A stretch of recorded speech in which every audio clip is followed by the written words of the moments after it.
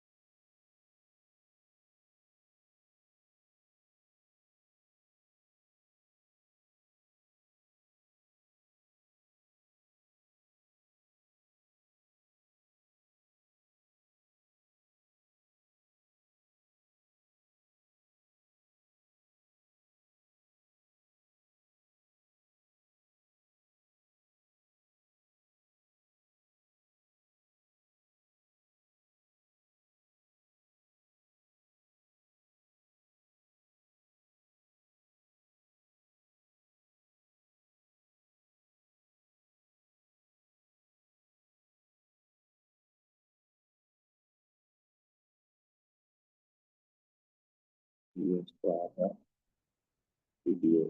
Oke. Suaranya sudah ya.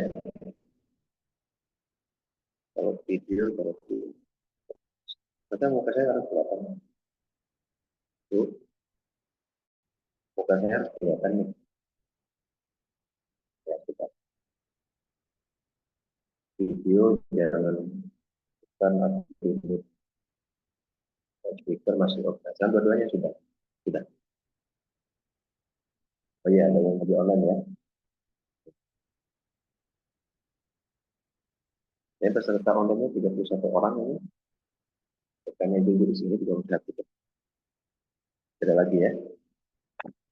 Baik. Ya, baik. Eh, Nabi Shallallahu Alaihi Wasallam tidak akan bergerak bergeser kedua kaki seorang hamba jika dia ditanya tentang empat perkara. Yang pertama tentang umurnya, ya. Yang pertama tentang umurnya, dalam apa umurnya dihabiskan. Yang kedua tentang ilmunya, bagaimana dia mengamalkannya. Yang ketiga tentang hartanya, dari mana ia dapatkan dan dalam apa dia habiskan. Yang keempat tentang badannya, tentang raganya, bagaimana dia manfaatkan. Jadi empat perkara yang harus kita siapkan di dunia ini ketika kita masih hidup, ya, itu tentang umur kita, ya, tentang badan kita, ilmu dan harta kita, ya. Ini semuanya akan diminta pertanggungjawabannya oleh Allah Subhanahu wa taala, ya.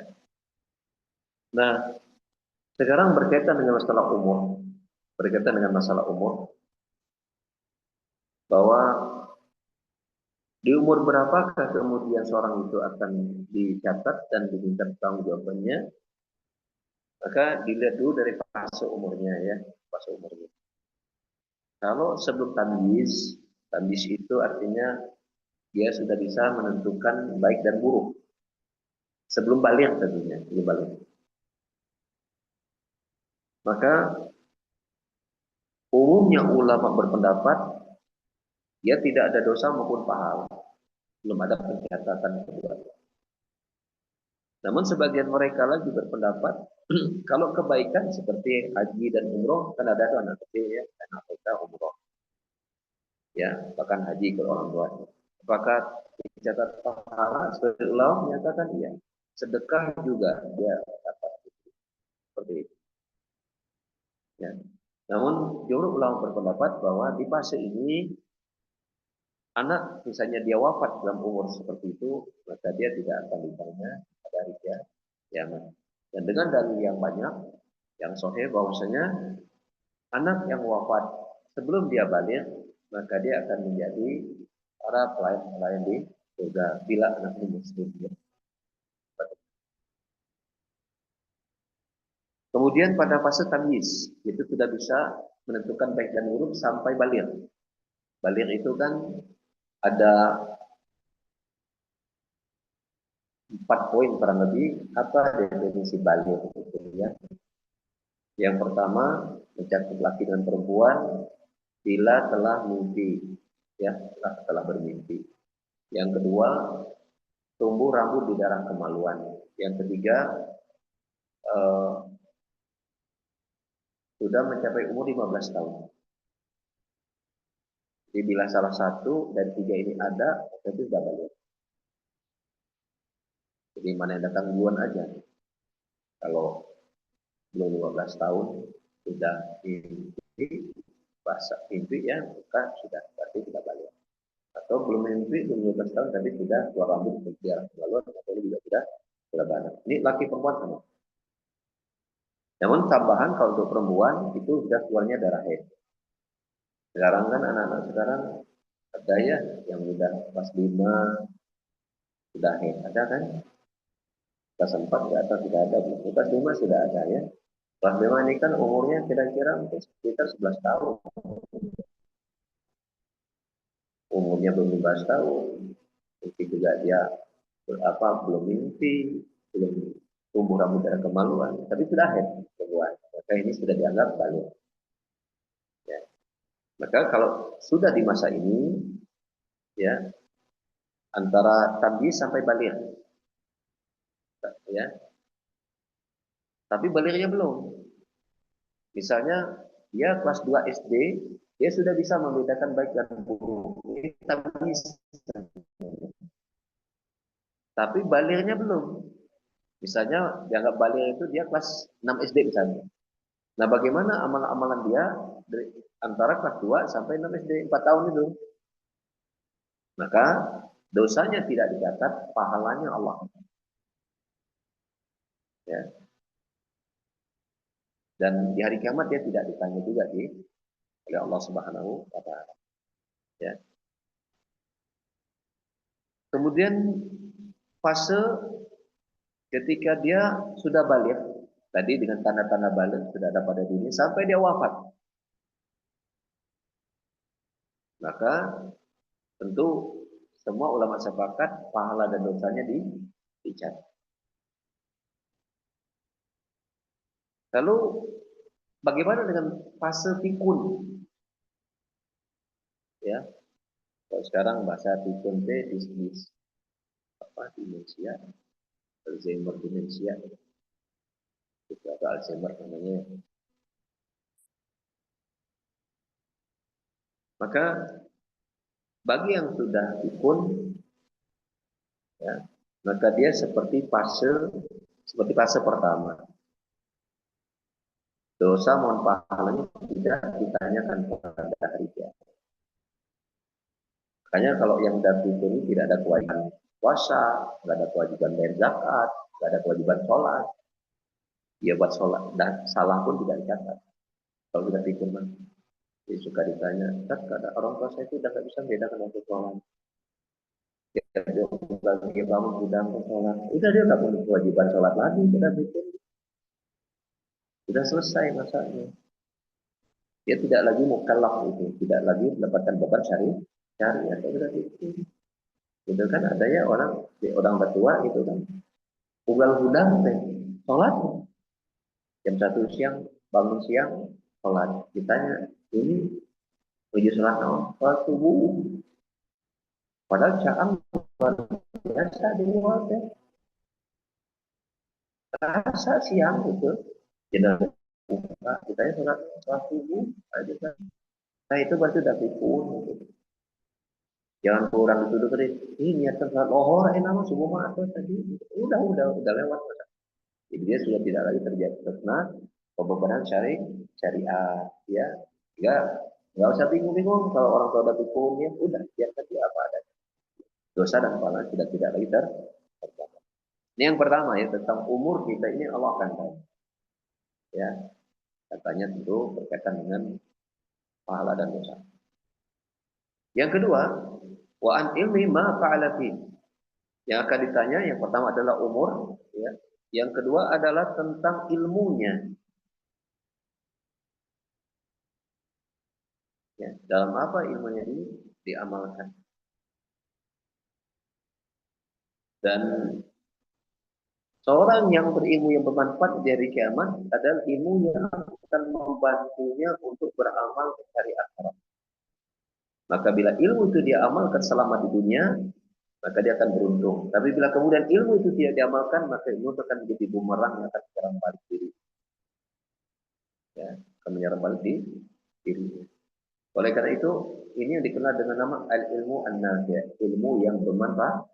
Dan Rasulullah SAW mengajarkan kepada kita untuk selalu diminta tiap hari habis sholat subuh. Ya kan? Doa Allahumma inni as'aluka ilman nafi'an wa rizqan thayyiban wa amalan mutaqabbalan. Ya Allah, aku minta kepada ilmu yang bermanfaat. Ya, rezeki yang baik dan ketika beramal amal itu kau terima ya Allah. Kau terima. Kau juga berlindung dari ilmu tidak bermanfaat. Allahumma inni a'udzubika min ilmin la yanfa' wa min amalin la yarfa wa min amalin la yarfa. Ya Allah, aku berlindung kepadamu dari ilmu yang tidak bermanfaat dan dari amal yang tidak terangkat, tidak diterima untuk. Jadi minta agar ilmu amal diterima, ilmu diberikan oleh Allah dan amal Allah terima dan berlindung dari ilmu yang tidak bermanfaat dan dari amal yang tidak terangkat, tidak diterima. Ya, karena setiap ilmu yang kita dapatkan itu akan ditanya oleh Allah Subhanahu. Kita tahu tentang agama ini, bahasa ini, diamalkan tapi itu Allah akan. Jangan sampai ya terutama ibu-ibu nih yang udah ngaji, jangan sampai ngaji itu tidak dinyatakan sebagai ya informasi untuk dia mengamalkan. Makanya luruskan ya, kita pengen belajar itu dengan apa? Ya, kalau misalnya niatnya yang lain, kayak kita pengen ada eksistensi Pak Ustaz, biar wanita punya peran dalam dakwah. Nah, berarti ini benar. Ya, berarti niatnya sudah tidak lurus kayak begitu ya. Tapi kalau niatnya kita ingin bersama-sama Pak Ustaz, mengajak teman-teman ini kita untuk belajar, para kemudian dia bisa mengamalkan dan kita juga bisa mengamalkan, kita dapat pahala dari motivasi mereka, itu baru benar ya, menjadi panitia dan hadir ke pengajian seperti itu. Dan setan berusaha nih merusak kita supaya tidak mendapatkan nilai itu kan, niat kita di awalnya dirusakkan. Dan ketika niat sudah rusak, amal biasanya rusak juga. Ya, ilmunya nambah, amalnya menjauh. Bertahun-tahun ngaji, akhlaknya berubah. Bertahun-tahun ngaji, tahajud, gitu. Bertahun ngaji, kacarobina, hayo itu, carobina, ini ya. Jadi selama ini ngaji itu mencari ya, nah, itu Allah akan tanya ya dari kiamat an ini mafa'alati tentang ilmunya ya bagaimana dia mengamalkan ilmu tersebut. Jadi ini hadis sama menyentuh kita tentang belajar ya jangan apa bukan Allah sehingga ilmu ini adalah amal. Ilmu ini adalah amal. harus kita ikut dengan baik, kerjakan dengan baik. Atau kalau begitu kan, benar kita nggak usah belajar. Belajar lebih susah nanti. Ya. Karena kalau nggak belajar, berarti beramal jadi salah gitu kan. Itu juga nggak benar juga gitu kan seperti itu. Karena saya pernah dulu waktu saya kuliah, ya kita itu kan aktif di majelis taklim di masjid tuh, ikut lembaga kampus tuh. Ada tuh teman yang nanya, itu kamu nggak takut kalau kamu nanti semakin tahu, kemudian kamu nggak bisa amalkan, jadi beban buat kamu karena tidak dijawab. Saya waktu itu jawaban, saya pikir kalau begitu, nah, tapi nggak boleh ada ulama, ada ulama perlu belajar pula gitu ya. Saya pikir asli aja lah pokoknya. Saya memang pengen tahu tentang agama, dia belajar gitu. Tapi kalau sekarang saya menjawab, kalau saya belajar, kalau yang belajar kemudian tidak diamalkan, betul, dia akan bermasalah. Emang dikira kok nggak belajar agama nggak akan masalah di hari kiamat? Bukan karena beliau sabda, kalau begitu, faridah ala kulli muslim, menuntut ilmu agama itu wajib kita muslim. Jadi kalau nggak belajar, dia atau tidak belajar, dosa akan dicatat oleh Allah Subhanahu wa taala. Dosa akan dicatat oleh Allah Subhanahu wa taala. Tapi kalau tidak belajar, ingat itu juga akan diminta bertanggung. Bila berarti bilang kita hanya satu, tambah ilmu sebanyak-banyaknya dan amalkan sebanyak-banyaknya. Kan itu kan intisari itu Al-Fatihah itu kan ghairil maghdubi alaihim waladdallin. Ya, ulama di tafsir mengartikan al-maghdubi alaihim. Mereka yang dimurkai itu adalah alladzina ya'lamuna al-haqqa wa la ya'maluna bihi. Ya, orang dimurkai itu adalah orang yang tahu tentang kebenaran, tahu tentang agama, tapi tidak diamalkan, dimurkai. Adapun abdalun alladzina ya'maluna 'ala jahal. Adapun orang yang sesat adalah orang yang beramal, bergerak, beraktivitas dalam ibadah tapi tanpa ilmu. Nyasar atau sesat dia beramal nggak punya ilmu,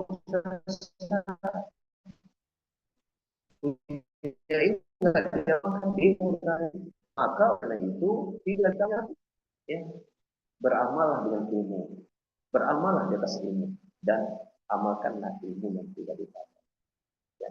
Beramallah di atas ilmu dan berilmulah sebelum beramal. Kan begitu kalimat. Ya.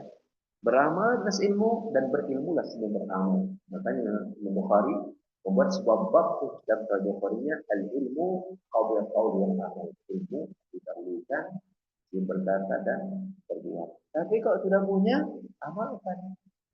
Kalau nggak diamalkan, jadi masalah juga.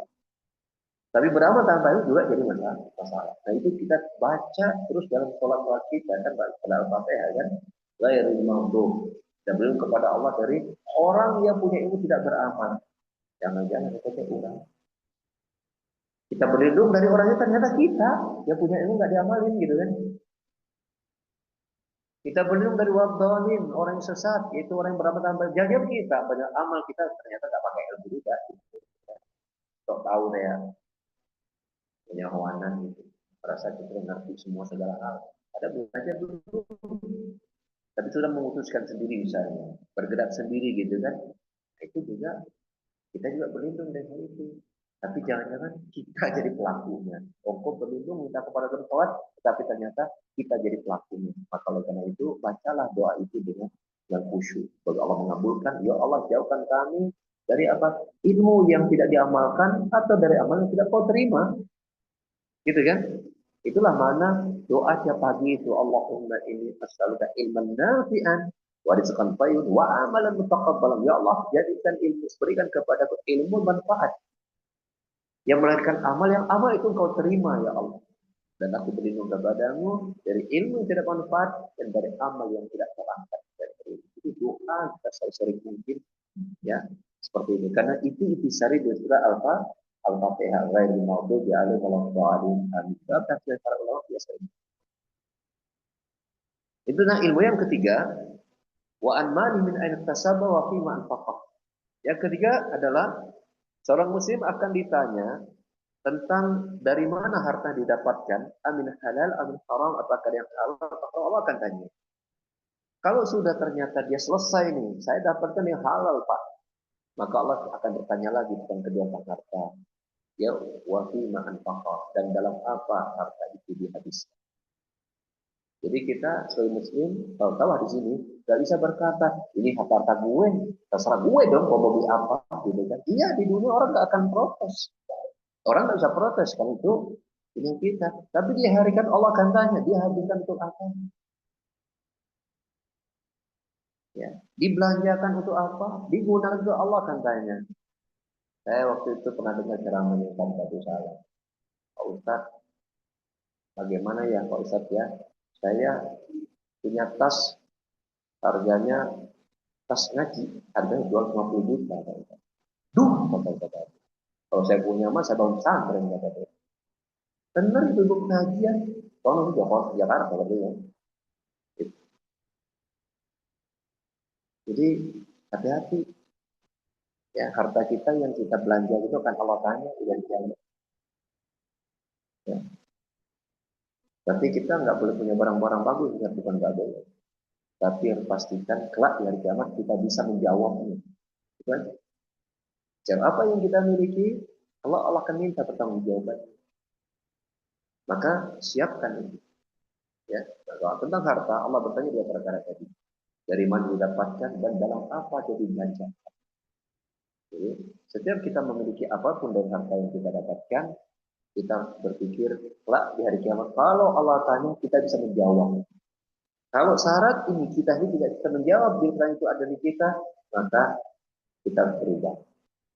Mindset kita harus kita luruskan sebagai seorang muslim atau seorang muslim. Ya, seperti itu. Dan tiba nanti masanya, kata Nabi yang di antara tanda hari kiamat, itu seseorang tidak peduli lagi dari mana harta yang dia dapatkan dari yang salah, bahkan dia tidak peduli. Dan kita sudah berada pada masa itu. Namanya orang korupsi itu udah biasa, benar nggak? Korupsi, melanggar amanah, mengambil hak orang lain, dia nggak biasa hari ini.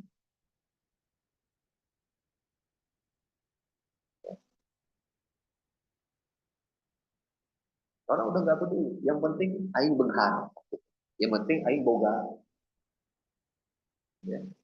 Yang penting saya punya, yang penting saya kaya. Terserah maunya halal haram, terserah. Nah, kita ini berada pada masa itu. Tapi ini, bila kita seorang muslim, kita pasti dia sepakat dengan opini-opini yang bertebaran di masyarakat umum seperti itu. Kita akan mengambil pendapat yang berbeda. Karena kita tahu apa yang kita cari, kita dapat Allah akan tanya, bahkan apa yang kita habiskan, belanjakan juga akan ditanya oleh Allah seperti itu. Ya, dulu, dulu ya. Saya mau tanya ibu-ibu, tahu Ustaz Abu Haidar kan? Tahu ya? Berlaku dibandingkan dengan Abu Haidar. Tanya saya bukan itu. Dan saya, udah sekarang pakai mobil apa Ustaz Abu Haidar? Oke, apa warna apa? Dari Noro tuh, tadi sorot tadi. Betul. Dulu beberapa tahun yang lalu, saya orang pertama protes ketika saya pengen punya Alfa. Kan, jangan itu Alfa masih mahal waktu itu. Jangan kan, dibandingkan jangan sempit-sempit bisa. Spionnya aja tuh 4 juta, kan? Spionnya doang satu 4 juta, kan? Kok urusan 4 juta, spionnya doang. Dulu masih ada yang lebih. Kalau sekarang, saya malah saya pakai Alphard. Kenapa? Dan itu kan faktor umum, ya. Ustaz Bapak duduk itu harus nyaman, gitu. Sudah itu milik Alphard. Nah, seperti itu. Jadi artinya kita bukan nggak boleh kaya, bukan nggak boleh punya, tapi ya kalau sekarang kita merasa itu butuh, nggak apa-apa. Nanti kalau Allah tanya hari kiamat, saya butuh ya Allah untuk apa? Jaga kesehatan saya butuh sehat untuk saya bisa berdakwah ke sana kemari. Keren kan? Kemudian kalau ditanya, Ustaz kamu punya apa? Anu itu produk lama, saya pergi ke Jakarta, ternyata produk lama itu kalau pakainya itu, padahal itu udah nggak kuat, sering capek, faktor umur kan, cakep. Ditanya manusia hari ini bisa ngejawab. Ya. Seperti itu gitu. Jadi penting bagi kita untuk ingat bahwa kelak apa yang kita miliki Allah akan minta. Jadi bukan berarti kita nggak boleh punya itu, tapi pikirkan ketika Allah nanti kiamat hari yang bertanya, kita punya jawaban. Kalau tidak punya jawaban, nah enggak, apa-apa. Jadi mas, ya, seperti itu.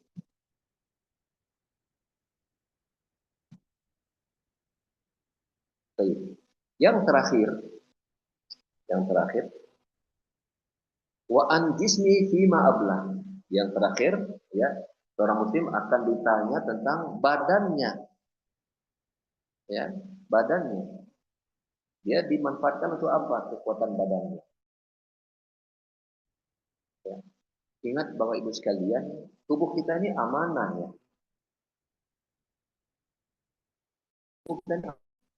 Maka ketika kita punya kekuatan badan gitu ya, kita gunakan apa badan kita? Sebagian orang itu ya rajin nge-gym, siang malam nge-gym, ngangkat berkilo-kilo beban, tapi ngangkat matanya yang hanya beratnya 1 on, satu mata berat berapa? Hanya 2 gram ya.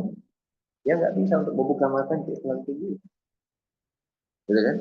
Ngangkat barbel nge-gym kuat gitu, tapi ngangkat kedua matanya yang sekitarnya 2 gram saja dia nggak sanggup.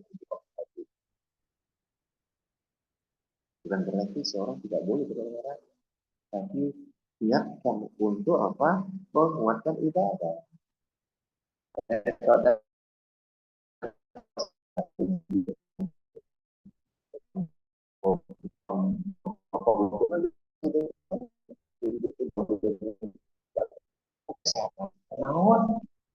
Pada saat itu berdosa, kan kelihatan bodinya, gitu kan?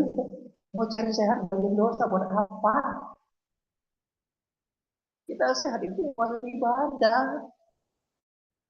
Tidak boleh saja aerobik, bukan nggak boleh. Jangan gitu juga kali, kelihatan bodi, kenapa orang dosa? Ya, itu semua berada. Enggak kan? Pagi atau apa di jalan raya kita terbukti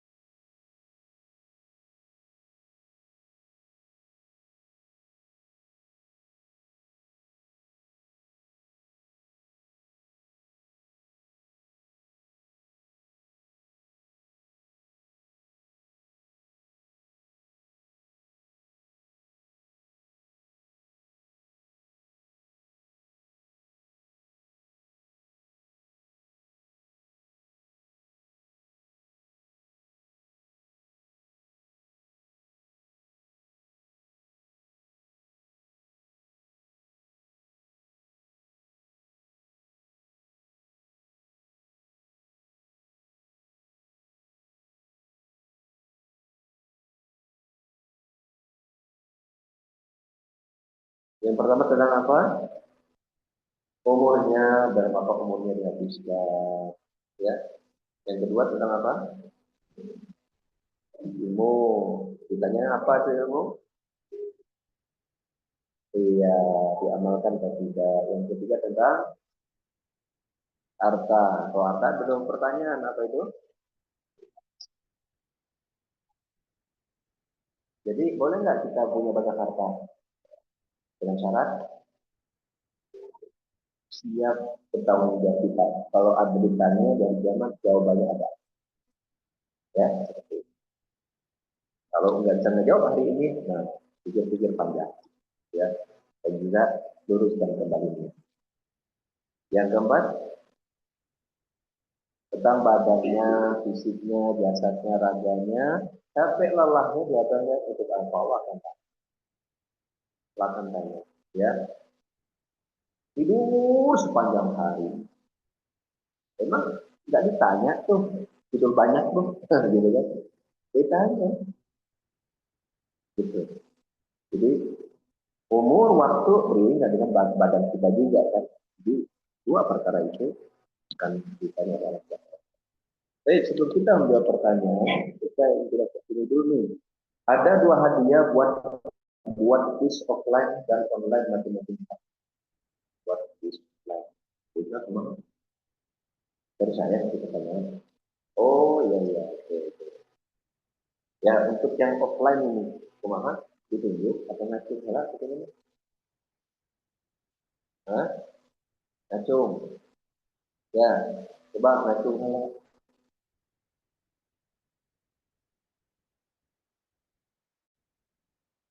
Ngacung yang pertama. Misalnya, ya, yang offline, yang di. Ya, ya. Pertanyaannya, ya, pertanyaannya adalah,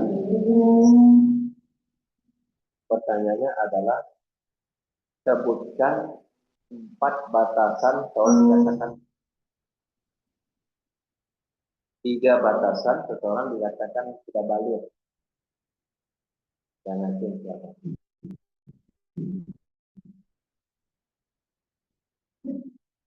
Tuh,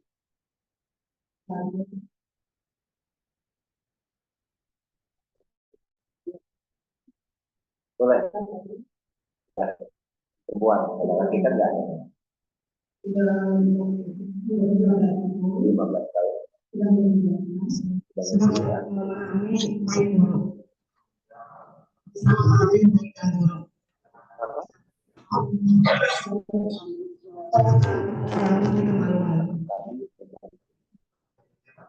Ada bahasa. Contohnya ya, jadi kalau itu mah tadi sih.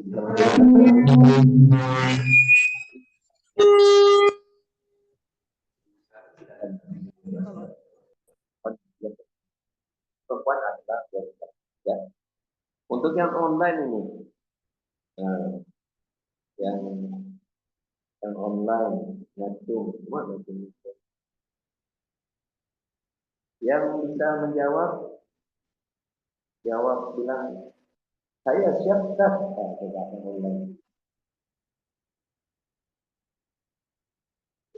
Dan cuma 30 orang nih yang ikut online. Dan yang saya menjawab pertanyaannya,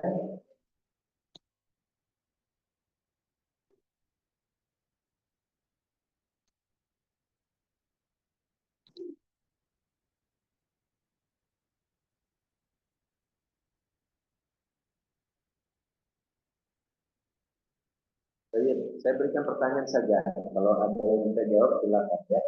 Ibu-ibu ya, yang online ya. Perkenalkan namanya ya.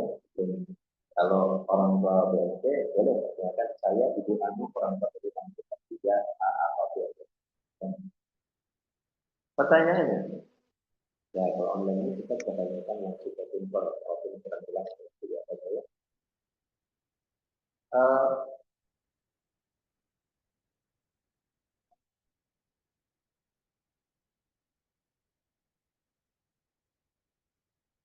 Tentang ilmu, ya, semakin akan ditanyakan adalah dalam apa ilmunya diamalkan. Ya. Sebutkan doa agar ilmu kita bermanfaat dan doa berlindung dari kejelekan.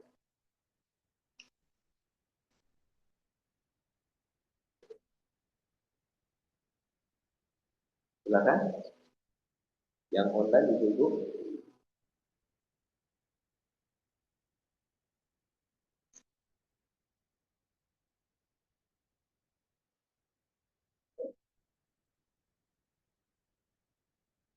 Yang peserta. Oh, yang kelima juga ada penulisan ya. Jadi,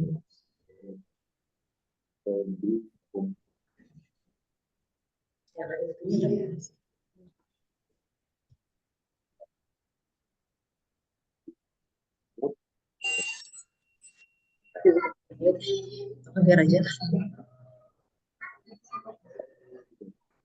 Isabella, Ibu Isabella. Isabella itu kita namanya Isabella ya. Maka Ibu Isabella, hadir nggak? Ibu Isabella, ada nggak? Ya ada ya.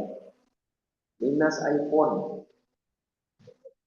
Minus iPhone. Itu minus iPhone. Jadi iPhone-nya ini ada nggak online? Nah, pada hari ini masuk panitia ini di online masuk. Nah, ini kita.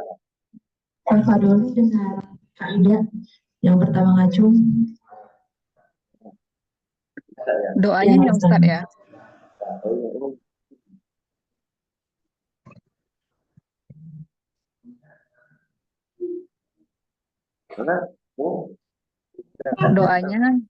Doanya adalah Robbi zidni ilman wa amala mutaqabbala. Mungkin saya baru pasang ini. Ulangi doa. Robbi zidni ilman warzuqni fahman wa amala mutaqabbala. Gitu. Kalau doanya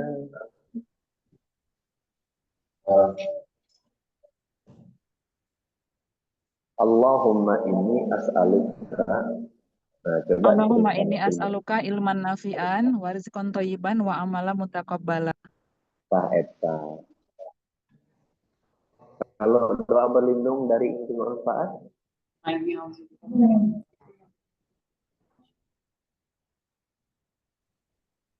Allahumma anfa'ni bima ma yanfa'uni. Allah manfaatnya bima alam Ma yanfa'uni. Apa Ustaz enggak apa? Allah yanfa'ni bima alamtani wa alimi bima yanfa'uni ya. Seperti begitu. Sahih. Ya. Saya sudah ya karena satu hadiahnya berarti untuk Bu Ida ya. Ayo. Ya sekarang kita pindah ke ini ya. Ke pertanyaan ya.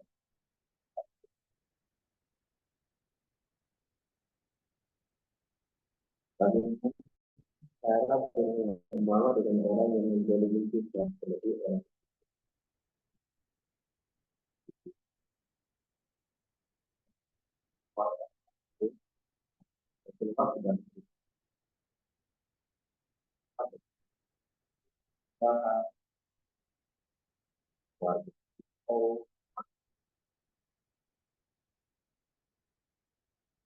dan dan doakan mereka akan mendapat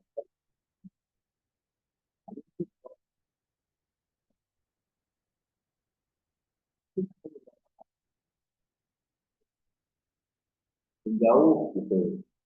Mungkin kalau mereka terlalu sering berinteraksi ya, akhirnya jadi panas emosi, ini kita harus berpikir dulu.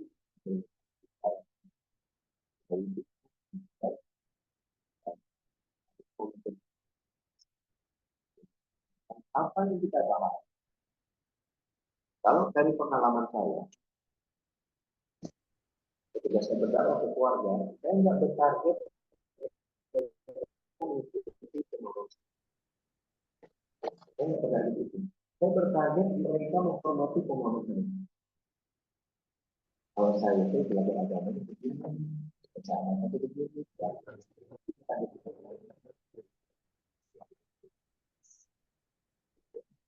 nanti mungkin ketika kita pengen merubah mindset mereka ke kita, saya Allah ya, ini ya. Tapi sebenarnya targetnya terlalu step itu bonus ya.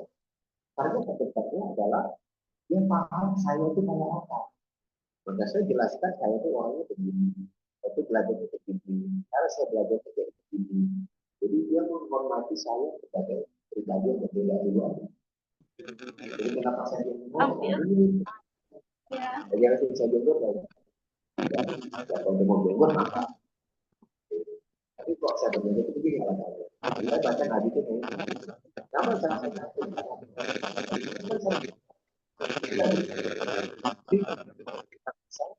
sedang guru tidak merasa dia sedang diajak-ajak orang berujar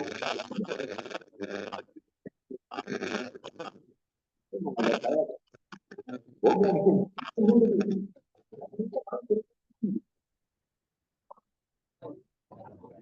pasti gitu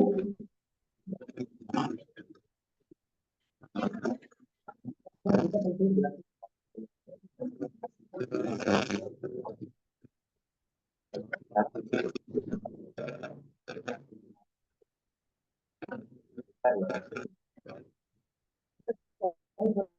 orang perempuan itu tidak jadi orang perempuan secara ibadah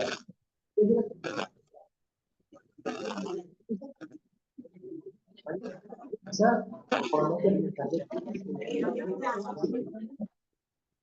Nah di situ saya secara tidak langsung kita bentuknya soft campaign. Campaign itu kita berdakwah secara halus. Kita jelaskan karena tadi dulunya kita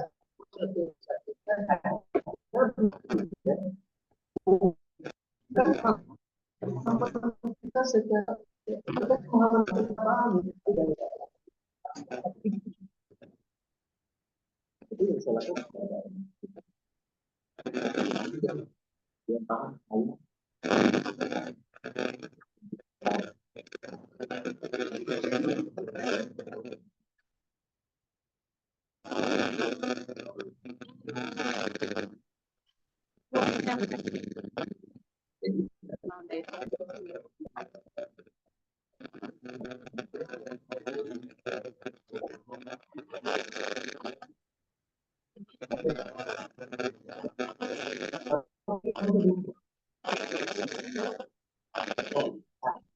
segala nggak boleh.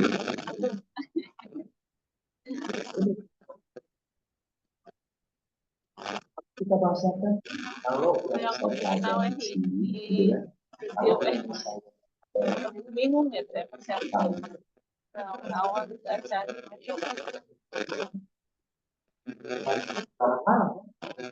sudah sedikit mempengaruhi orang yang telur ya biji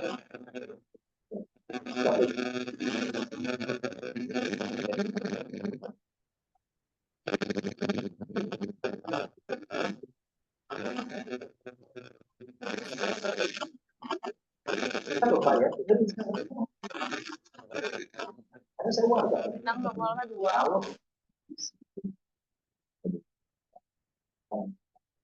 jadi kita ulama itu tidak tidak nabi ngomong sebutkan hadis itu orang tidak berasa kalau melihatnya begitu. Orang kalau dia merasa ceramah di guru seolah dia menjadi apa ya yang bersalah tapi psikologi ini tidak akan bingung akan bingung jadi kalau dalam kita mengatakan saya ini kan belajar kegiatan saya itu begini mungkin sebenarnya enak gitu nanti ini oh itu begini dan begini itu gimana ada itu ada yang saya tahu itu beda Yang itu ada keterangan di ayat itu. Dan saya juga berbicara dari kunci itu gitu. Baik, itu.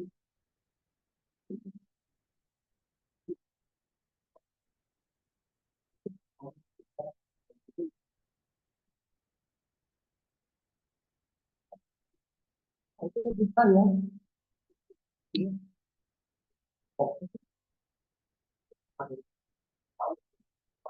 Agama di orang di bawah orang berubah di bawah salah kapan ya itu amal kita lakukan. Saya kan bingung. Betul nggak? Belajar apa sih? Pertama-tama bapak itu belajar itu banyak orang-orang guru agama juga atau misalnya agama. Jadi itu salah kabar belajar benar gitu ya. Itu kan ada kita dakwah jadi dakwah kita itu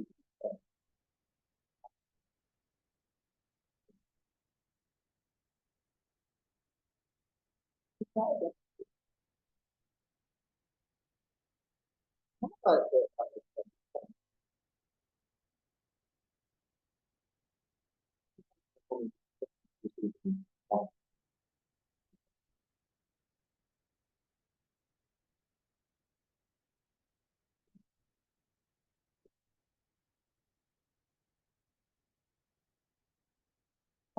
gitu ya kita gimana itu nggak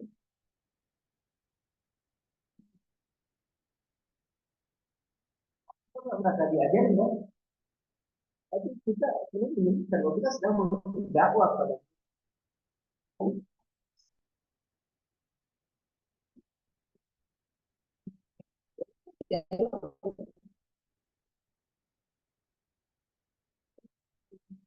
spirit kan itu memang kalau kita sudah diserang ya kita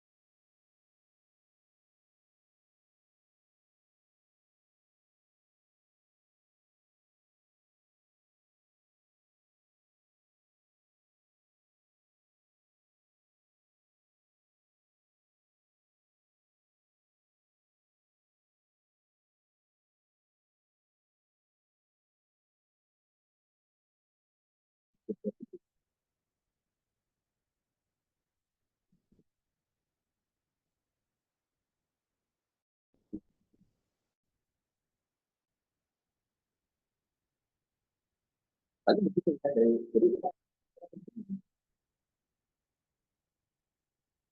Pak Ustaz kita baik-baik tapi kita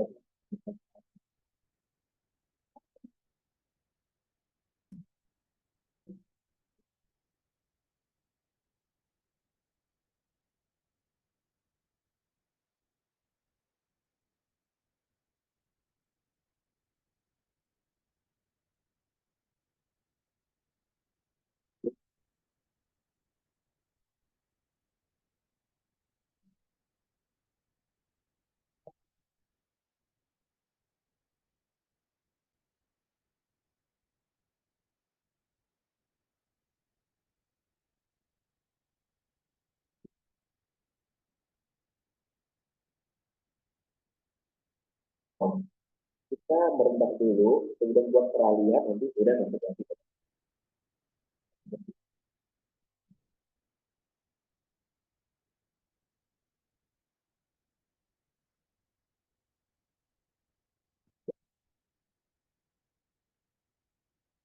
Ilmu banyak itu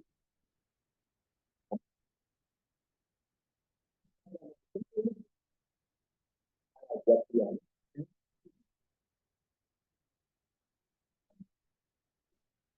mendapatkan pahala sudah dilakukan untuk memberi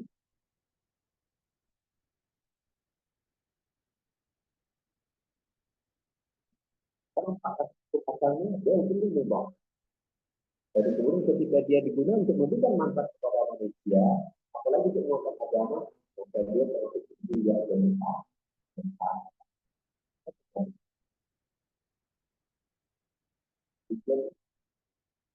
ada secara jadian dia pun tidak bisa. Maka tidak ada satu ayat yang hadis yang bilang tentang keutamaan ilmu dan fadilahnya. Pasti itu ilmu agama. Ada ilmu agama yang beri ilmu perantara berikut. Bila dia digunakan berempat dan menguatkan agama, maka dia jadi yang mengatakan tadi hidup.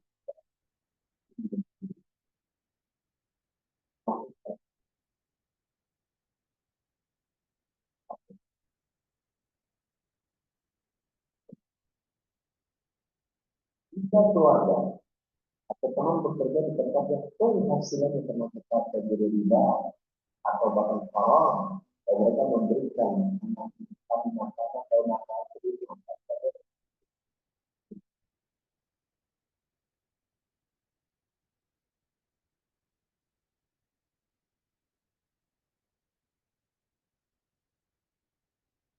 kalau ada riwayat bahwa Abu Bakar itu pernah diberikan makanan oleh Abu Bakar dan makan.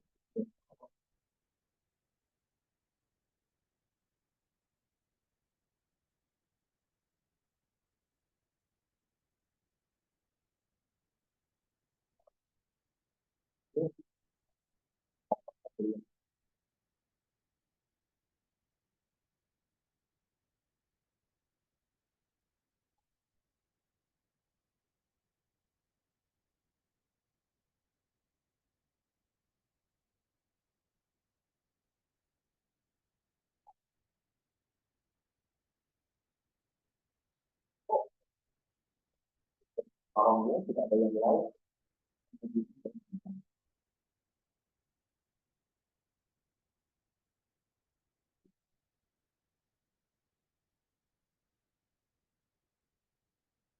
Sudah ya.